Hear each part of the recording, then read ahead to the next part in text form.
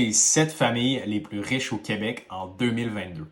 J'ai encore de la difficulté à croire le numéro 1. C'est parti. En 7e position, on a la famille Rossi, qui a une valorisation de 2,52 milliards de dollars. La famille Rossi, vous les connaissez peut-être, oui, avec les magasins Rossi, mais aussi, ils sont propriétaires des Dollarama. Donc, en gros, c'est une famille qui a immigré au Québec là, dans les années 1910. Et de père en fils, ils ont évolué puis acheté de plus en plus là, de magasins. Et maintenant, leur symbole en bourse, c'est DOL pour Dollarama. En 6e position, on a Jacques Damour avec 2,54 milliards. C'est l'un des cofondateurs d'Alimentation Couche-Tard. En 5e position, on a Serge Godin, 2,66 milliards de dollars. C'est le fondateur de CGI. CGI, c'est une compagnie qui avait parti dans le sous-sol de ses parents. Et au fil des années, ils ont acheté plusieurs autres entreprises dans la technologie de l'information, fait consultation, etc. Mais c'est fou de savoir à quel point on peut partir de rien. Il est parti avec absolument rien dans le sol de ses parents. De fil en aiguille, il a créé une entreprise qui a permis de se payer 2,66 milliards. C'est quand même complètement fou.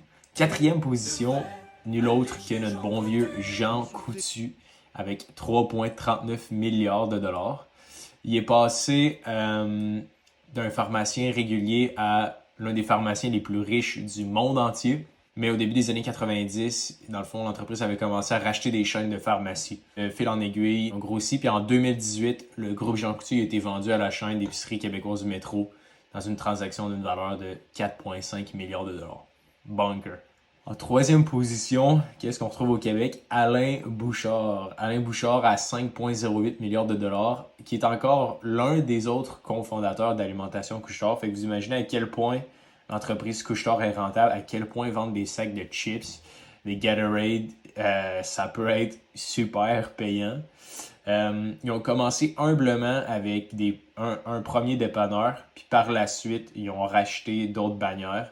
Et ils ont grossi, puis maintenant sont dans plusieurs pays, entre autres là aux États-Unis avec Circle K. Bref, tous ces dépanneurs-là, c'est à la même bannière de Couche-Tard. 2e position, ok, on s'approche du dernier. Famille Desmarais à 5,81 milliards de dollars. Ok, la famille Desmarais, communément appelée Power Corp, c'est leur entreprise, possède une panoplie d'entreprises dans le domaine financier, dont Wealthsimple, l'application là, de courtage en ligne. Fait qu'ils ont ils ont plusieurs entreprises, là, comme par exemple la presse, ils ont plusieurs journaux.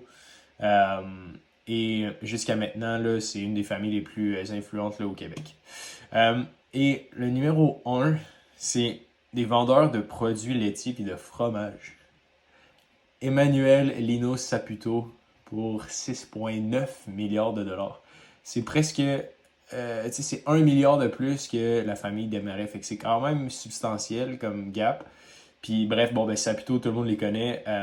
Ils vendent là, entre autres, là, le fromage, mais aussi Milk to Go.